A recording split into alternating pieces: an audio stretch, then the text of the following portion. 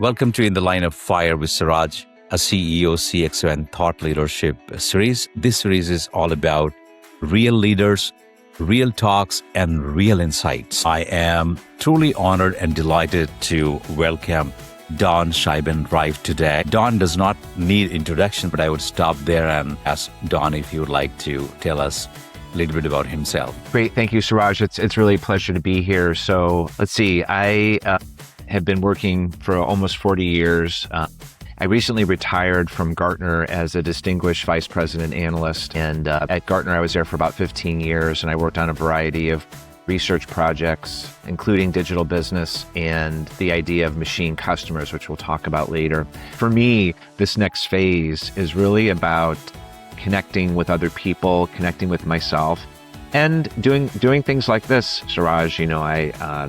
I have the opportunity now on my own to do a lot more of this. By 2030, 15 to 20% of enterprise revenue could come from machine customers. And that's the key discussion point today. This discussion is going to be focused on the future of business, future of enterprise. Future is what you would be able to see through moving from human to machine, how machine buys, how machine will negotiate, and how machine will transact. We're going to make things light now. We're getting into the rapid fire, high energy. You will have limited time to answer. So there'll be true and false, fill in the blanks, one word answer, things like that. Yeah, whatever you say is okay. This is just a fun segment. So true and false. Trust will become even more important in an AI-driven world. Yes, absolutely. Emotional branding will lose relevance in the machine economy. Very true. Now we're getting into the next one, the fill in the blank. The future customer will be a collaboration between humans and machines. Oh, fantastic. The biggest mistake leaders are making about AI is that it's perfect. Okay, machines can optimize decisions, but they cannot replace empathy. This is a common thing that comes on discussions. The future of leadership will depend on empathy again. The emerging leaders and young talent must learn to embrace critical thinking and creativity. Fantastic. Now we're getting into the next one. You'll have to answer in one word. Maybe sometimes you can expand. Okay. The future of AI is bright. And machine customers represent the future. And the future of business is autonomous. Okay. Now you have a binary one. Is speed or accuracy? Accuracy. Human instinct or machine logic? Human instinct. Oh, that wins. Automation or human touch? Human touch. Innovation or stability? Innovation. You can expand. Why do you say that? Well, I think if we've learned nothing from the last 3 years, the introduction of AI into all types of business processes is requiring innovation. We have to think differently about things. We cannot just automate bad processes. We have to reimagine in order for us to move forward. We asked a question, which is, do you have a strategy for when machines will be involved in buying and selling for your business? And we were surprised by their answer. Over 50% said they will have a strategy by the end of this year. So actually about 25% have one right now. And that is a very encouraging sign. That plus CEOs believe that machines will represent a meaningful part of revenue over time. Those are things that tell me that they're going to be focused on it. Your ability to create a vision for what needs to be accomplished. The second one I would say is the ability to get things done. It's one thing I've seen a lot of talkers in my career. The ability to both be visionary and be able to execute is a very unique combination. And then a third I would say is this idea of leading with the heart, which is what we talked about before. Thank you. Hope you enjoyed this conversation. Oh, I did. Absolutely. Yeah. It's been a while since I've done rapid fire, so that was a good one. Any suggestions or advice for me for this format? That'll be really appreciated. No. I think I like the different topics. I like how you went from one topic to the next, and the questions are different. Than I usually am not asked the personal stuff on the other podcasts, but it was a good opportunity. Like you said, if you want, I could just chop that off. No. I enjoyed it actually. I think what you're doing is you're adding a human dimension to the leaders that you're talking to. So I think it went really great.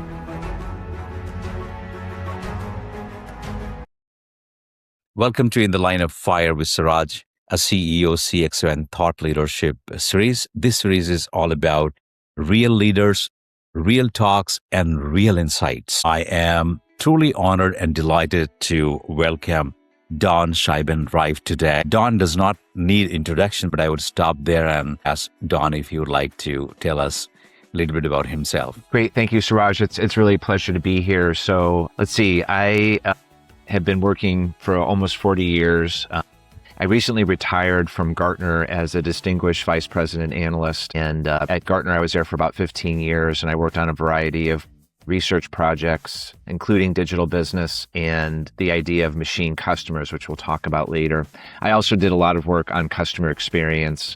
This kind of my time at Gartner was really about the intersection of technology and customers. Before Gartner, I spent about 22 years as a marketer at companies like the Quaker Oats Company, the Coca-Cola Company, a retail chain called True Value Hardware, and then Grainger, which is a large B2B distributor. I earned my degrees in marketing and business in Chicago, and I live with my wife in Southern California. So that's a little bit about me. I'm a parent. I have a daughter and a son who live in Los Angeles, and really, really glad to be here. That is fantastic. And for some of you, Gartner is the organization that is looked up to when it comes to organizational research and data. One of the world's most influential research and advisory firms. And Don, feel free to add when I talk about Gartner. Gartner advises CEOs, CIOs, and boards globally, works with more than 15,000 enterprises across 100 plus countries, known for technology forecasting and strategic predictions. Some of the things that I picked up for my audience and viewers. And Gartner is the curator of the Gartner Hype Cycle and the Magic Quadrant, trusted by Fortune 500 major strategic decision makers. Very strong influence in AI, digital business, cybersecurity, customer experience. And that is customer experience, something we are going to touch upon very heavily, how the future is going to look like. We'll talk about future in this conversation with Don.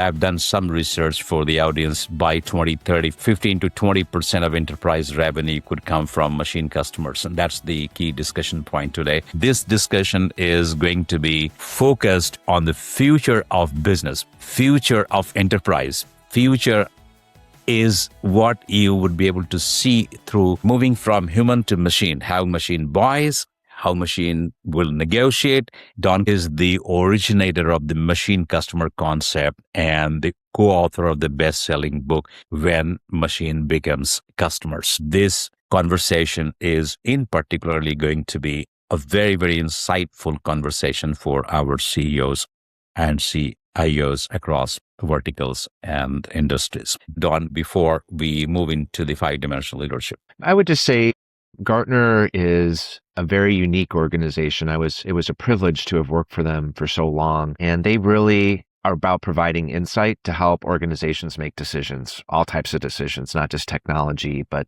business decisions, operating decisions. And it's a really unique business that they've got. And anyway, I just wanted to share that. I would personally like to thank you for accepting my invitation to be on this show. It's been my dream to speak to someone from Gartner, and the gesture that you extended by saying yes to my request was a big one for me. It's like a dream come true for me, because I've just started this with the purpose of helping and supporting and doing my part of contribution for the community. So I'm truly, truly honored to have you on the show. We'll get a little bit into the personal self of Don. How was your childhood, Don? I would say my childhood was pretty good. I was one of the, I guess you can call it the brainy students. That should not be a complete surprise to anybody that knows me. But, I had a lot of fun as a kid. I was in the Boy Scouts, became an Eagle Scout. I wasn't so much into sports, but the Boy Scouts of America was my sports, and I excelled in that. And, I worked as a kid. My family did not have a lot of money, so I had to work a lot, part-time jobs. I mowed lawns and shoveled driveways of snow. We lived outside of Chicago. So I would say, I was focused on my schoolwork, trying to earn money, and having fun with my siblings and my friends. So yeah, it was definitely a good experience, and I have fond memories of it. Wow, that is very inspirational. Do you recall any time when you thought what you would be in the future and you got onto that track of your dream and your purpose? So obviously graduating high school, you basically go off to college, you have a set of skills and you have some ideas. When I got to university, I had to declare what I wanted to do. And I went to a university called DePaul University in Chicago, where my dad graduated from. And I decided to go into business. And I'll be honest, I mean, I needed to make money. Money was important to me. I'm trying to be able to get into a profession where I could achieve things, but also be able to provide for myself and a future family. And I basically looked at all the business disciplines at DePaul, and I eliminated all except marketing, because I'd always had a creative streak in me, if you want to call it that. And I felt that marketing was this unique blend of creativity and business. So that's how I pursued my degree in marketing from DePaul. And since then, I have never regretted that decision. I've enjoyed that profession. But that was part of it, to explore, to be creative, but also to provide for myself and a future family, the financial stuff. How does your day look like? My day is really a mix of fitness, of self-reflection, having fun. My wife and I travel. Even in the 2 months we've been retired, we've started to see more people. And for me, it's a lot about connection. I just got back from a trip to Atlanta where I got together with some friends I hadn't seen in 25 years, and I met up with a colleague. So for me, this next phase is really about connecting with other people, connecting with myself, and doing things like this, Saraj. I have the opportunity now on my own to do a lot more of this, and also explore what other work I can do on machine customers outside of Gartner. So that's kind of where I'm at right now. I have to be honest with you, I'm still kind of figuring it out. There are people who would have Gartner as a dream job. It's not an easy thing. Mhm. So I think there are a lot of people who will get inspired by this discussion. And I think your purpose is very strong. How about your food habits? What's your favorite food, hobby, sports? Yeah, so I'm definitely a foodie, if you want to call it that. My preferred cuisine is Italian food, which is also part of my heritage. And I would have to say a good meat lasagna would be something that I just could not pass up. My wife is from Hong Kong, so I've eaten more than my fair share of Asian food. But I would say that, and I would say on the whole, I eat pretty healthy. I work out quite a bit. I actually have a gym in my garage. Oh, wow. I wanted to ask, that was my next question. Yeah. So we built it during the pandemic, and it's actually nice. I have enough equipment there to do what I need to do. Friends will come over to work out with me and stuff. And it's kind of nice. I have no excuse about not working out because it's literally in my garage, but it's been fun. It was a fun project. I'm glad I did it. And, 6 years later, So how do you see managing stress and well-being for senior executives? I mean, I can visualize the kind of environment you would have worked, and we know the kind of stress we have in the world today because of so many changes and transformation. How do you manage your stress and well-being? Well, I would say I'm okay at it, Saraj. I wouldn't say that I figured it out. I think there is a certain amount of stress that's very healthy. It certainly has driven me to perform at the levels I was able to perform at. But I would say that having, a family, my wife, for example, she keeps me grounded. I meditate, and I talk to my friends. So I'm a big believer in trying to take care of yourself physically and also giving yourself space mentally to try to put things into perspective. Does it always work? It doesn't. It doesn't always work, but it works most of the time. And the thing that I have found in Gartner and in my past jobs is when you like the people that you work with, when you're like your boss, it makes things so much easier. And in the times where I was not very happy, where it was high stress, is one of those two things were present, whether I didn't really get along with my boss. And I'm a pretty amiable person. I get along with just about everybody. But there were some managers that I just didn't click with. That made things difficult. But then that's when you make decisions and you try something else. So I would say overall, I would give myself a B, maybe a B minus in managing stress. But I think, as I said, some stress is necessary for motivation. Wow. So there are a lot of insights out of this initial conversation on the self-mastery. What I call is you go to the gym, you're taking good care of yourself, you're going out, being with the friends. I mean, these are the things that should be part of any senior executive's everyday life. While we cannot eradicate or completely remove stress, and as you rightly said, stress is a positive thing, and that's how you have to look at it. So we'll now slightly get into the next dimension on the relationship mastery. Earlier, I used to get into the family talks more, but from the business perspective, I thought the relationship should cover both. So how did you manage work-life balance, which is a buzz question all around, all the time? So I would say that I am a small W workaholic, not a capital W, a small W. So I worked quite a lot. And my spouse, my wife, she is a former CFO. She also worked a lot. I would say that when the kids were living with us, we worked pretty hard during the week, but on the weekends, there was no work. It was all about the kids and their activities and what they needed. And I would say we did a pretty good job of it. We both traveled. I traveled more than she did, but I think part of that, what our children look for is for you to be present, not just be around, but be present. So when you're with them, you're with them. You're not distracted. You're doing what they like to do. You're helping them where they need help. And the same thing with your spouse. My wife and I both had very high pressure jobs in our career, and we understood what was happening. And usually the way it worked out, Saraj, is when one of us was stressed out, the other one was pretty calm, and vice versa. So we tended to balance each other out. Was it perfect? No, of course it wasn't. But I would say we managed to. We just celebrated our 30th wedding anniversary last year. So I think we probably did something right when it comes to work-life balance. Anything you want to say thanks to your family for? Oh, of course. I mean, I would say to my wife and my children, I could not have achieved what I've achieved without them, without their support and their love. And oftentimes they also had no hesitation to call me on when I was not right, and I listened to them. So I think that it's not just all, being supportive, but when your family challenges you to think differently or challenges you to act differently, you have to pay attention to that. I think that's all part of it. So anything you learned from the family that helped you in the business? I would say that's a great question. I would say the golden rule is treat other people the way you want to be treated and have empathy. So I would say as a parent, I'd like to think I did a good job of being empathetic, and that's what I carry into the workplace. Empathy. That is profound, very inspirational. If you have to advise CIOs and CXOs and CEOs and how they should strike the work-life balance and do justice to the family, often I have seen many senior leaders who spend a lot of their time on business, and sometimes family is ignored. Any message for them? I would say that life is short. You cannot get back the time that you've lost. It's not possible.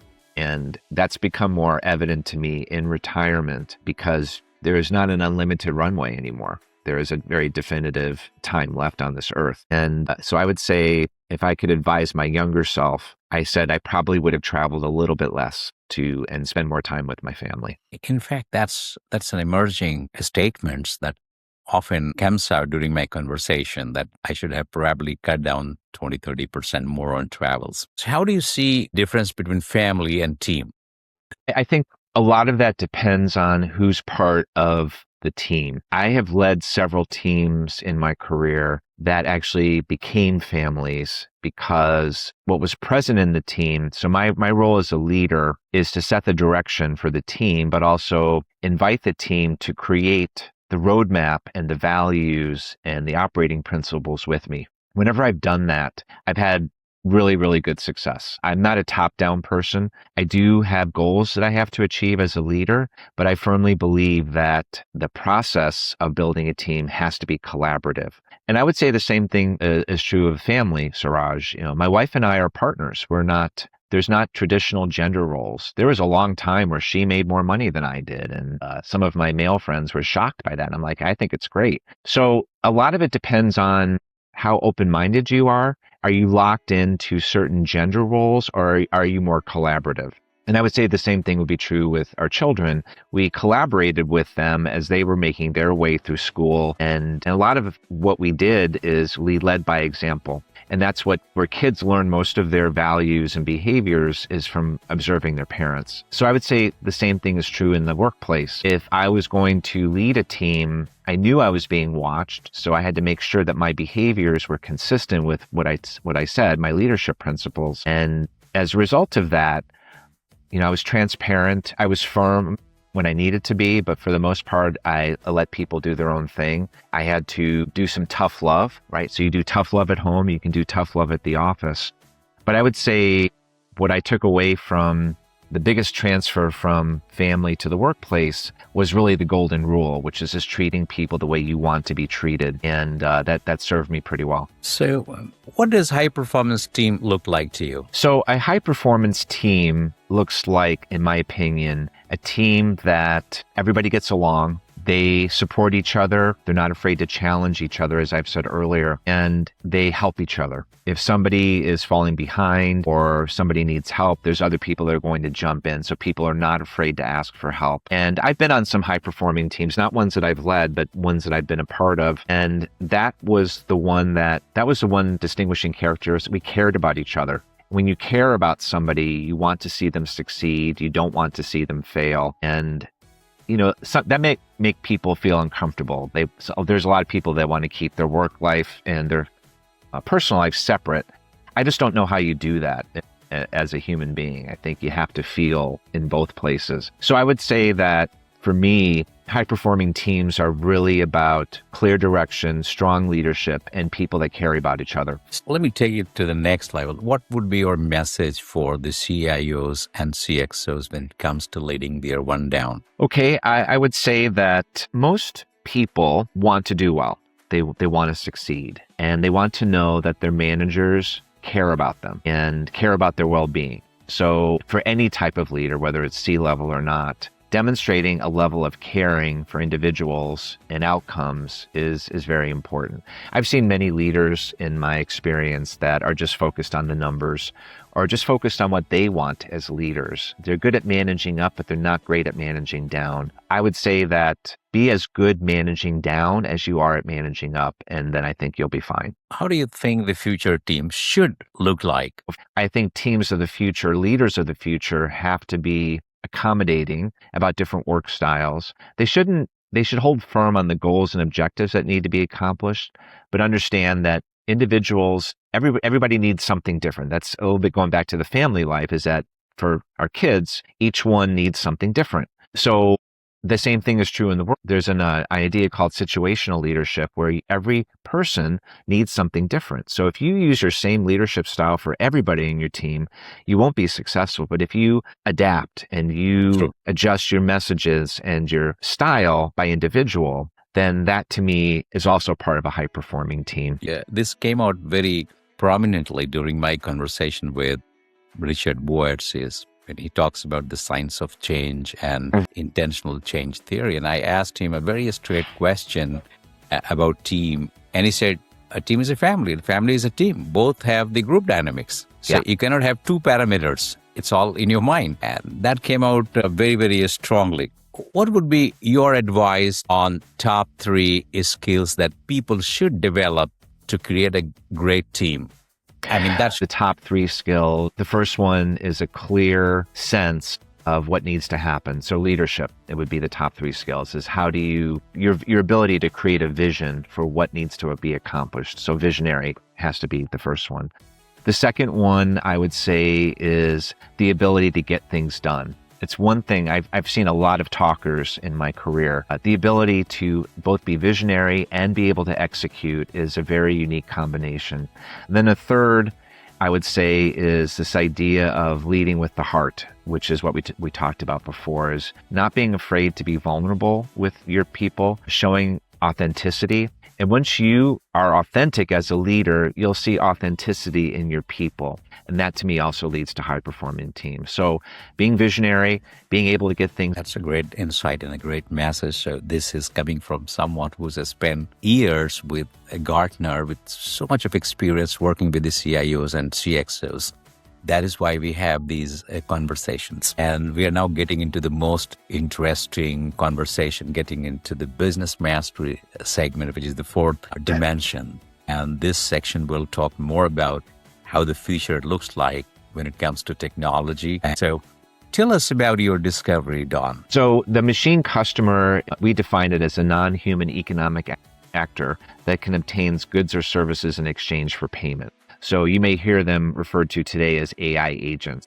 It's similar concept. But when we came up with it about 10 years ago, basically I was asked to give a presentation at Gartner's conference, we call it IT Symposium, by one of our heads of research. And he asked me, can you do a presentation on when an IoT device becomes a customer? And that was it. That was all the direction that he gave me. So I dug into it, did my research, and developed a presentation on it. And it did really well, scored really well. I was able to fill up a ballroom with people. And that told me that I had something there. So this idea that your best customers may not be human in the future, 10 years ago, people were like, well, that's really far out. But over time, I was able, with a team of people, to be able to systematically prove that it is possible. And eventually, after dozens of research notes and presentations and briefings and client visits, Mark Reschino and I wrote the book on machine customers, which we published in early 2023, a few weeks after ChatGPT was kind of introduced to the world.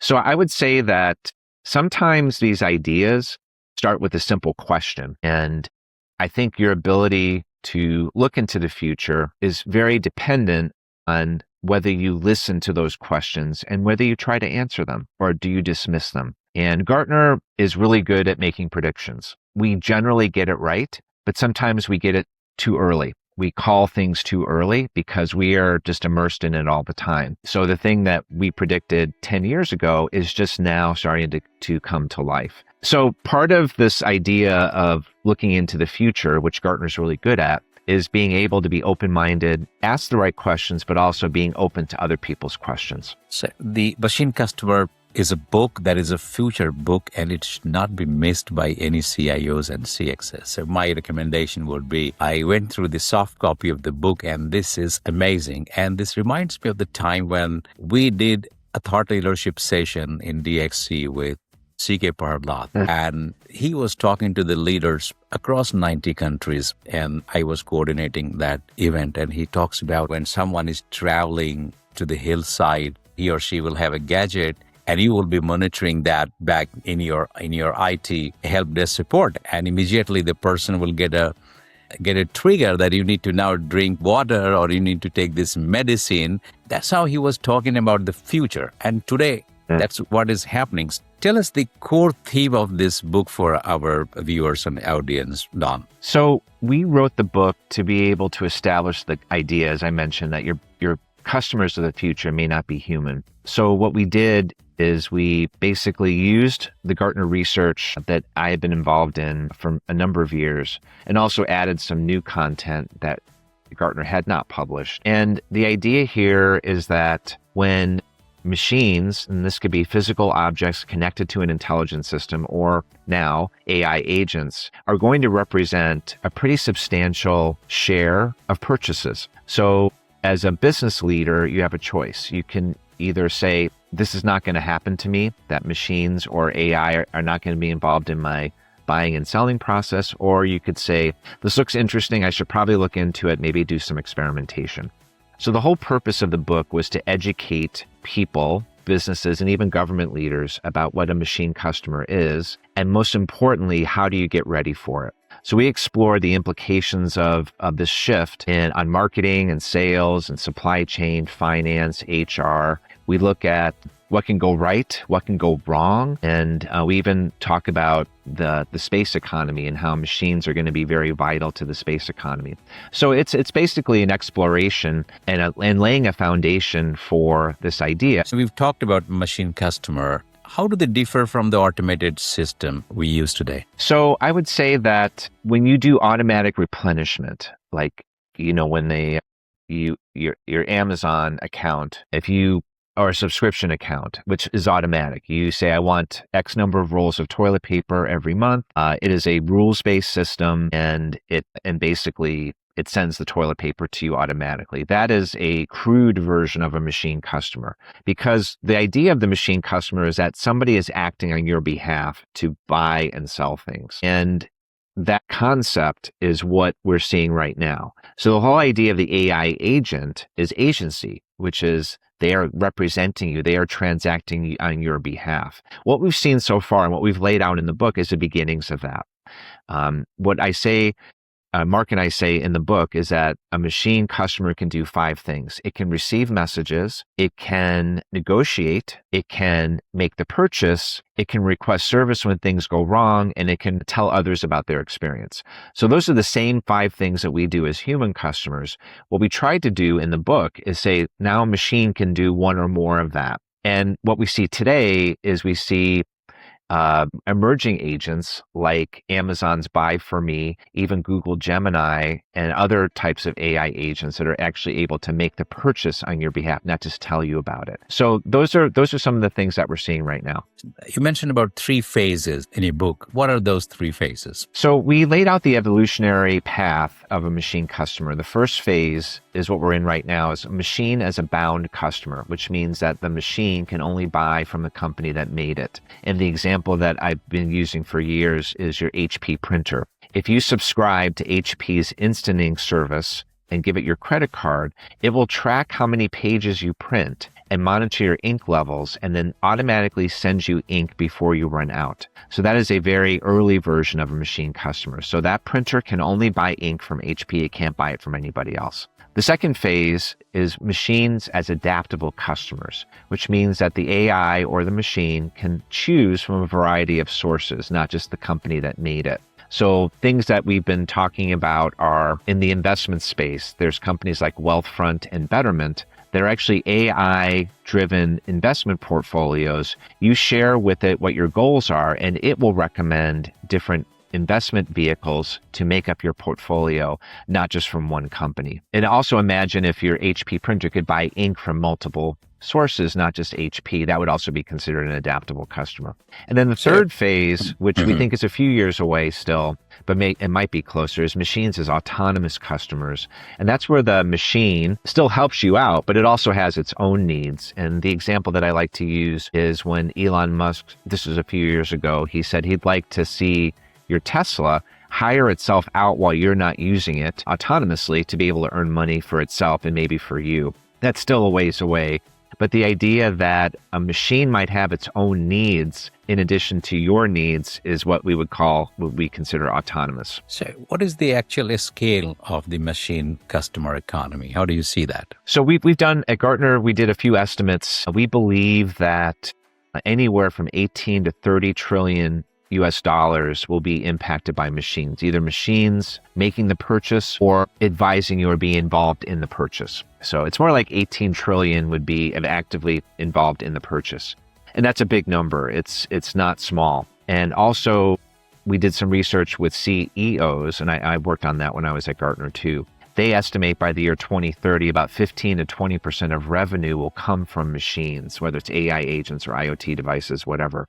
So these are pretty big numbers, and that's what we've been talking to when I was at Gartner, talking to clients about, is that this is not small, and you have to get ready for it. So we think it's going to be pretty big. So I think there is an underlying message for the enterprises today in it, and they have to be ready. So what would be your message to some of the enterprises at CIOs and CXOs to get ready for this, to be the early winners into this new emerging economy? So we lay out a number of actions, Saraj, in the book, but let me summarize a few of them. The first one is you have to take a look at your customer journeys and see where a machine or an AI system can actually substitute or be involved in the process. So that, to me, when we think about auto replenishment or booking trips, there are probably even other tasks in the back office. There are probably things that can be automated. So identifying those first is really important.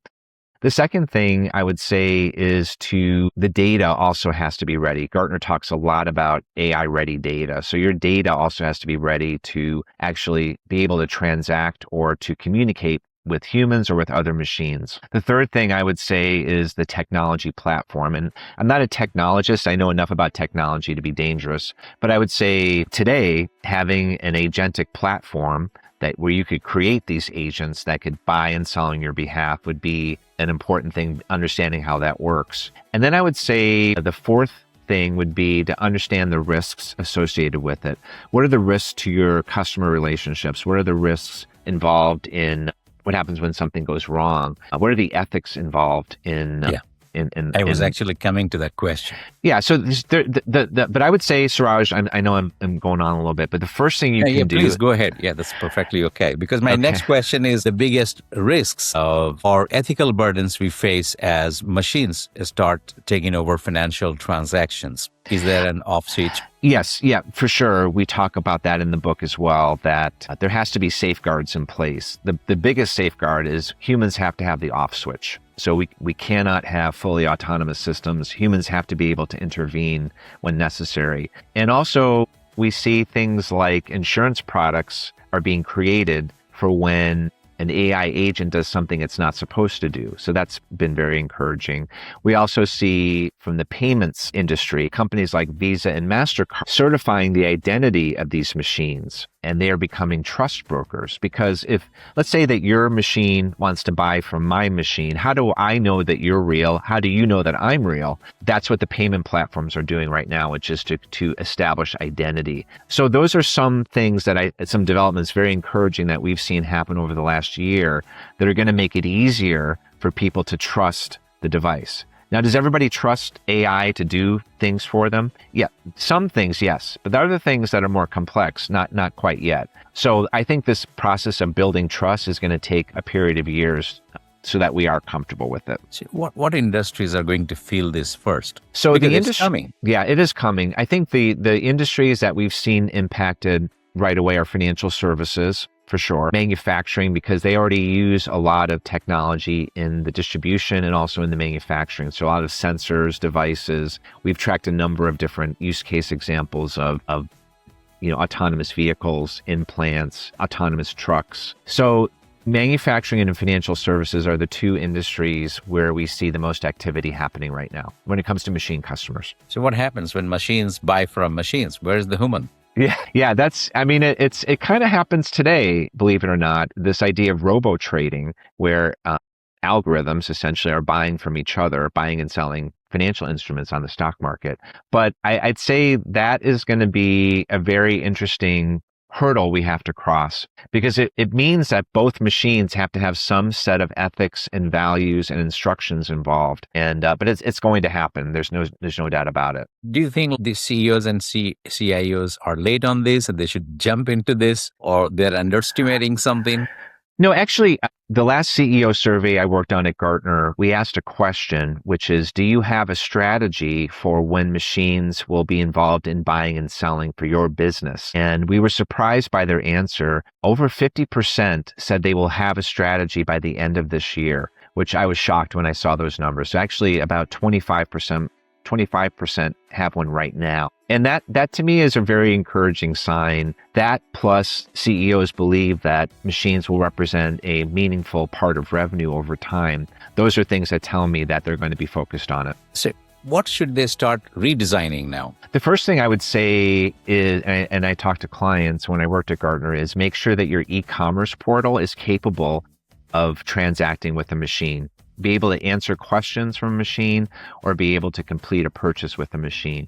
And the reason I say that is that if I have an AI agent and I want to do research on, let's say, O-rings in manufacturing, then I'm going to have the agent go out and do the research for me. I don't have to do it anymore. They'll go to all the different manufacturers who make O-rings. I've already programmed a set of parameters that I'm looking for, and the agent will go to the different websites. And if your website does not have all the information that I'm looking for, it'll just go on to the next website and you'll be completely knocked out. So what I advise clients is make sure that your e-commerce portal has as much information about your products as possible, aside from confidential information, of course, so that when a machine comes knocking on the door, they can get everything that they need. The information has to be current, it has to be fast and reliable. And if you don't have that, then you're just going to get passed over. So that's one thing that organizations can actually do today. Part of your role as a customer is to be able to look at what the models are coming back with and say, yes, that works, or no, that doesn't work.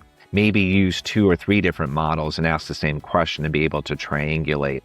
I love the technology. I think it's great, but it's not perfect. But that's from the consumer side, you're saying. Yeah. And even on the B2B side, it's not perfect.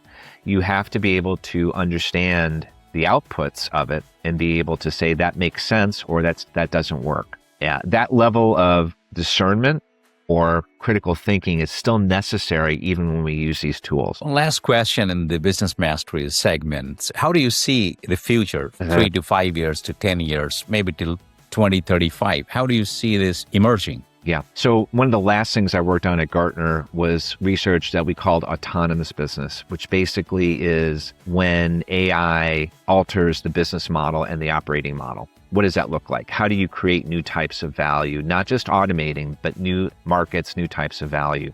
And in that research, we painted a picture for clients about what this future is going to look like. So we talked about machine customers, products that adapt on their own, a workforce that is augmented by AI, as well as operations that can function autonomously. So that is the future that Gartner has painted for our clients about. It's not just AI is just a tool. We have to think about what is the impact on the business model and the operating model. So Gartner's done quite a bit of work. I was involved in a number of projects while I was there. And I think it's a very solid vision for the future. Just as Gartner created the concept of digital business and educated the world on what that was all about, they're going to do it again with autonomous business. Fantastic. So we're going to make things light now. We're getting into the rapid fire, high energy. You will have limited time to answer. So there'll be true and false, fill in the blanks, one word answer, things like that. And whatever you say is okay. This is just a fun segment. So true and false. Trust will become even more important in an AI-driven world. Yes, absolutely. Emotional branding will lose relevance in the machine economy. Very true.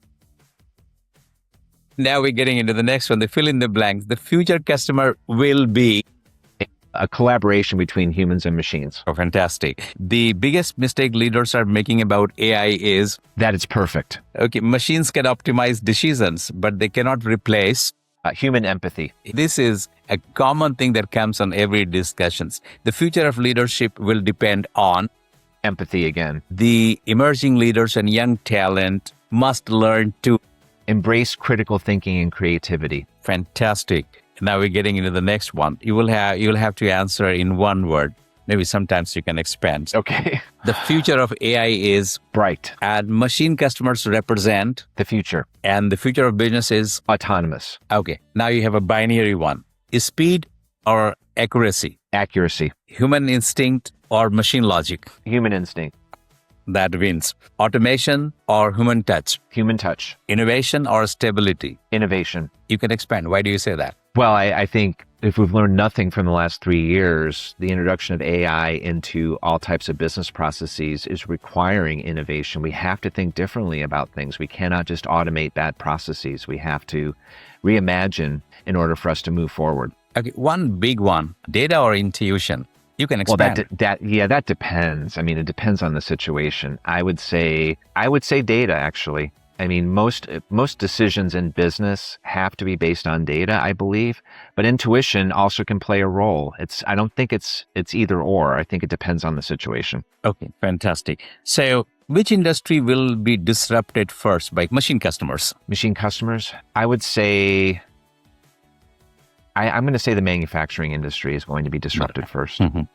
What new leadership role will emerge by 2035? That's a big one. Sure. I mean, you hear the chief AI officer as being one of those roles, but I would say on the customer side is someone who is is able to master marketing to machines. That to me is a role that has yet to emerge. Yeah, I wish I would have asked this question to you 10 years before. Yeah, yeah.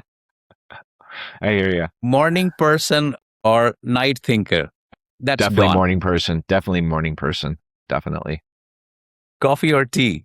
Book or the podcast? Book. Although I Book. have been listening, I do listen to a lot more podcasts these days. Actually, they're great, and I look forward to listening more of yours as well. Okay, this one is a big one. The biggest blind spot for CEOs is, or could be, is customers. So in Gartner research, which has been published, customers consistently rank out of a top 10 priority list, 6, 7, 8. I think that's a mistake. AI cannot replace The human touch. most valuable leadership skill. Service. So one of the leadership principles that I was trained on early in my career at the Coca-Cola company was the idea of servant leadership. And I've used that consistently throughout my career. So service to others to me is a very important leadership trait. Yeah, that's very, very profound. I did that certification for myself alongside. Yeah. I did the Ken Blanchard's TEDx, and then the Greatness Challenge, and then MHS Emotional Intelligence, things like that. So thank you so much. There's so much leadership content. Yeah. I hope you enjoyed the rapid fire conversations. We're now getting back into the organizational mastery when it comes to leading organization. How should organization prepare for machine customers? So as we've talked about, there's a number of different building blocks that we talk about in the book. The first one is a strategy, which is what do you want these machines to do for you in your business process and operating process, or the business model, the operating model? Do you want it to sell on your behalf? Do you want to use them to buy from others? What's your goal there? I would say then from strategy, it is to understand the technology building blocks that need to be put in place around data, around automation, around now agentic platforms, et cetera, commerce platforms. Then I think part of this journey is the right people. Who's going to help program these agents? Who's going to put the parameters in place for ethics? Who's going to set the security protocol? So there has to be a lot of different people involved in the process. And then I would say that the ability to experiment is really important. If we've learned nothing from the tech companies, they are relentless in their ability to test new ideas and iterate and adapt. And I would say the same thing to organizations that are looking at this is start small, do something simple and iterate and build on it. What organizational blind spots concern you? Organizational blind spots that concern me. I would say seeing talent as expendable to me is one of the biggest blind spots of organizations right now. Thinking that an AI agent can just replace people without any thought to the downstream implications to me is a blind spot. We saw organizations early in the agentic, kind of surge, fire entire customer service departments and tried to replace them with AI agents, and it failed. And they ended up hiring a lot of those people back. So I would say the blind spot is taking your talent for granted and, assuming or thinking that AI is going to be able to replace people outright. I personally don't believe that the new technology is a threat to the job, while it sometimes happens. It's just the transition. So with AI, transformation, automation, digitization, do you think it's going to impact the job market for young talent, or it is going to emerge as more like opportunities for people? How do you see that? That's a bit concerning. We also see that the technology is changing so rapidly. So if you train on a technology, by the time you graduate, it could be completely different. To me, the most important skills that are needed right now are adaptability, critical thinking, and creative thinking. Because regardless of what tool you are using, you have to be able to do those things. You have to adapt and pivot. You have to look at a problem and be able to to map it out on your own, potentially. You can use AI tools to collaborate or augment your thinking, but not replace it. So Gartner talks about this idea of a Swiss Army knife worker, which basically you can put them in any situation. They know what tools to use and they know how to get things done. That to me is probably going to be one of the most important skills, not only for new graduates, but also for people like us. Because the tools and the technologies are changing so quickly. Sure. What does the future enterprise look like? Any thoughts on that? I believe that the enterprise of the future will have AI much more integrated into both the business model and the operating model, from operating processes, even elements like strategy and marketing. Do you need as many people as you have today or even 5 years ago? The answer is probably no, you don't need as many people, but you still need people. So I do think that organizations will be transitioning for some time still, where everyone's still trying to figure out how to use the technology effectively and then be able to help, like we talked about earlier, innovation and seeing what things can be done differently. But I'd say that the organization of the future, the talent has to be able to be adaptable and to change as the technology changes. What would be your final message for the CEOs, CXOs, and C-suite leaders? Well, I think the message is that you have to use the technology, not just hear about it. If you use the technology, you're in a better position to lead others on how to use it. I'm not saying you have to be an expert in AI, but you do have to understand how the technology works so that you can make the right decisions. You can challenge the organization. And that to me is not something that we don't see very much of. Don, we are getting into the last segment, and this one is very dear to my heart. This is for the young talent, freshers, people in the college, out of the college, just joining corporate. What should young professionals understand about the future? I believe that young people have to understand that technology is rapidly changing a lot of different things that haven't changed a whole lot even when I started working. The ability to adapt, the ability to pivot, the ability to think creatively, to be able to solve problems. Those are things that you absolutely have to have. To me, it also, I'm kind of jealous of young people because they have all this runway in front of them and all these wonderful possibilities that the technology offers to you. The question is, are you going to be afraid or are you going to jump in and figure it out? And that's my best advice, is to jump in and figure it out. Message you would have for the future leaders?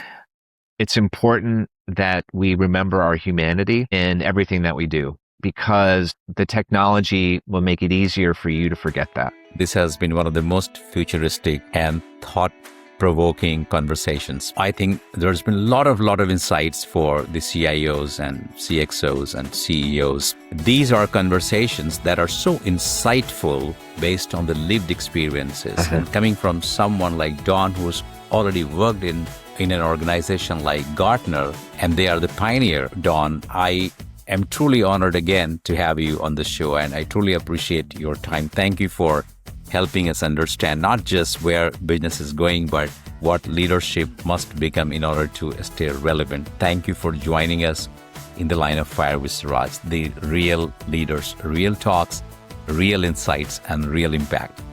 Well, thank you, Saraj. It was my privilege and my pleasure. Thank you so much. So, viewers and audience, this podcast will be available on YouTube. It will be available on Apple Podcast and Spotify and Amazon Music. And please do reach out to me if you have a strong viewpoint about leadership, about future, a thought leadership. Let us connect and speak about it. Don, once again, thank you so much for your time and truly appreciate this. Thank you. Hope you enjoyed this conversation. Oh, I did. Absolutely. Yeah.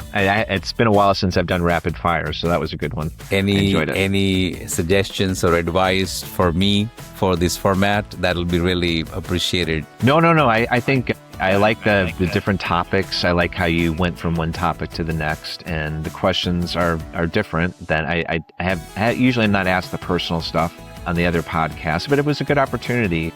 Like you said, if you want, I could just chop that off. No. I enjoyed it, actually. I think what you're doing is you're adding a human dimension to the leaders that you're talking to. So I think it went really great.